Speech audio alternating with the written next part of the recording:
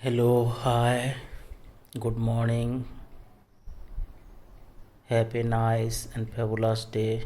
Welcome to International Nurses Day celebrations. International Nurses Day. Every year, International Nurses Day is celebrated on May 12th. International Councils of Nurses celebrates this day with the memories of the founder and pioneers of modern nursing, Miss Florence Nightingale. It is her birthday anniversary, contributions and the importance of nurses and nursing professions around the world cannot be neglected. Hence, International Nurses Day celebrations reminds the importance of nurses. History of the Nurses Day. Nurses Day was celebrated in 1965. From the very beginning, the journey of International Nurses Councils was not pleasant. In the year 1953, Dorothy Sutherland proposed this day, but at that time, President did not approve. In the year 1965, International Nurses Council started to observe this day on May 12. In 1974, this day got official recognition. From then onwards, Nurses Day is celebrated throughout the world. Why Nurses Day is important? Nurses are serving the humanity. Thus, nursing is one of the great professions. Without emphasize the role of the professions for the mankind, nurses' important task in the society cannot be denied. The nursing profession is being appreciated through the celebrations of International Nurses Day, and also public awareness about health care system is created.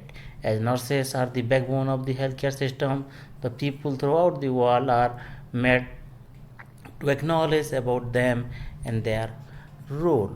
How Nurses Day is celebrated? There is a proverb that great minds think alike. Great minds think alike.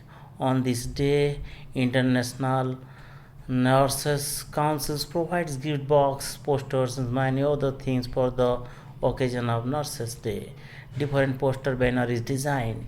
Festoons, play cards, and provided. Speaker deliver their speeches on the occasion of the Nurses Day. Nurses gifts, kits are distributed. The theme every year the International Councils of Nurses chooses a theme for International Nurses Day. For the past 2 years, International Council of Nurses has celebrated the voice of nursing with the theme Nurses a Voice to Lead. In 2017, it discussed the role of nursing voice in achieving the Sustainable Development Goals, and in 2018, it looked at the human rights to health.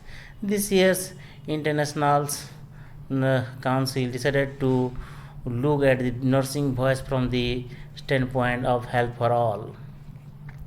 Nurses and health for all.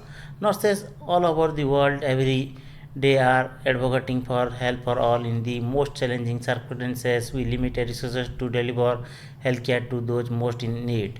This can be seen in Uganda, where the nursing staff visit villages to teach basic health tips, particularly related to personal and household hygiene and sanitation. The nurses build close relationship with community and collaborate with the local village health workers. So in this pandemic we can see that the necessity, the essentiality of the nurses are very high. In the time of the corona covid, in every hospital the nurses they are painstakingly nursing the corona affected patients. So it is the value of nurses. These are some nursing visits to village in Uganda. In India also they visit villages to villages, and also appointed in each village a nurse or health workers to look at the sanitation hygiene of the people. In USA, nurses are partnering with social workers, nurses representations in United National General Assembly, and nurses who are closest to the patients are also helping to bring their voice to the policy table. The first ever UN high level meeting HLM on universal health coverage USC will be held during the 2019 United Nations General Assembly UNGA, and this is an opportunity for nurses to let our voice be heard. And ICN has prepared resources and evidence documents for nurses to be prepared, as this will be help them around the globe understand the various aspects of universal health coverage and the role of nurses. International Council of Nurses believe I International Council of Nurses believe that nurses as a part of a multidisciplinary team can create health infrastructure, healthcare system that take into account the social, economic, cultural and political determinant of the health. We can address health inequalities and through refocusing on the health promotions and illness preventions using a population health approach, you can improve the health of everyone everywhere. And finally, it believes that the time is ripe for nurses to assert their leaderships. uh, Annette Kennedy, the President of the International Council of Nurses, as the largest health profession across the world, working in all the area where healthcare is provided. Nursing has vast potentials and value if appropriately harnessed to finally achieve the visions of health for all. How valuable is health? There is no commodity in the world more precious than health. Health is wealth. Dr. Tedros Adhanom Ghebreyesus, WHO Director General, once told. Looking back on 12th September 1978, 134 countries met Alma Ata, Kazakhstan, now known as Almaty, for the International Conference on Primary Health Care (PSC). These events mark an important turning point in the history of the public health and was the first of its kind to commit government health and development workers and the global community to protect and promote the health of the world's population through a PSC approach. Alma Ata Declaration. At its core, the declarations Alma Ata Amity affirmed that improvements to the health can only be obtained through the combinations of the health science, sound economics, and policies and the actions against social injustices. It boldly stated health is a human right. Whilst there is inequality and injustices, health for all will not be achieved. In the present situation, 40 years later, the messages contained in the Alma Ata declarations are still relevant. Although progress has been made in some areas since 1978, we have seen a change in the breadth of the health vulnerabilities. Changes to lifestyles and environment have created new health challenges. Chronic disadvantage now kill more people than infectious disease. Wealth inequalities and political exclusions have continued, and gap between the rich and the poor has widened. Globally, we have become increasingly connected through travel, trade, and cultural exchange. This has led to new commercial interest in food, alcohol, tobacco that often undermines countries' efforts and complicate their response to reduce the rate of non-communicable diseases. As such, health for all is not an end point but a care for actions in the area of social justice with the core principle for all country and international community to seek to improve the people's health. The challenge set before us. Whilst there have been significant achievements in medical and technological advancements around the world, there are growing disparities between and within countries in the improvements of the health.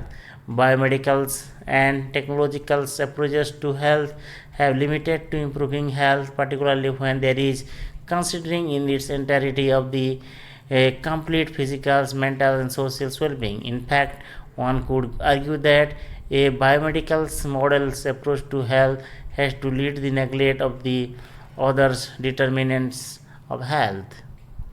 Biomedical models of health dominant for many years and play a role for in prolonged life expectancy by living or living organism. Medical sciences are diagnosing, curing diseases. In the biomedical approach, doctors and hospitals are of the real focus of medicines or health. The expectations being that the doctor will be able to fix the conditions and the patient will take on a passive role. And and the two aspects of the biomedical approach are diagnosis, identification of the disease, second intervention action taken to improve health, and there is noted in this recent World Health Organization's high levels commissions and non disease sensitive, also known as the chronic disease. The commissions report that if the status quo remains in place, the SDG a sustainable development goal target of the reducing premature death from NCDs by 30% by 2030 will not be achieved. It has stated that the main reason for this is that many policy commitments are not being implemented. Countries are not on a track to achieve targets. The countries' actions are uneven at the best. National investments remain on woefully small and not enough funds are mobilized internationally.